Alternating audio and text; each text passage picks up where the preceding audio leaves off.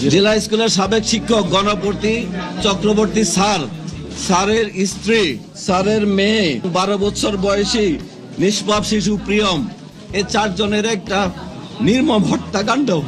অনধিকার প্রবেশ করে উনার বাসায় মাদক সেবন করতেছিল বা আড্ডা দিচ্ছিল। গণপতি স্যার এটা বাধা দেওয়ার কারণে সেই বখাটে যুবকরা পরিকল্পিতভাবে উনাকে খুন করে। খুনি দুজনেই পেয়েছি, দুজনেই অ্যারেস্ট হয়েছে। হ্যালো বন্ধুরা, বাংলাদেশে একই পরিবারে 4 জন হত্যাকাণ্ডে 2 যুবককে আটক করা হয়েছে এবং সেই যুবক তাদের বয়ান দিয়েছে আর কি। তো পুলিশ কমিশনার সেই বয়ান শোনাতে গিয়ে নিজেই কেঁদে ফেলেছেন। এতই বেদনাদায়ক ঘটনা ছিল আর কি। একই পরিবারের 4 জনকে হত্যাকাণ্ড করা হয়েছে এবং পরিকল্পিতভাবে। তো বন্ধুরা, এটা সত্যি খুবই বেদনাদায়ক একটি ঘটনা ঘটেছে।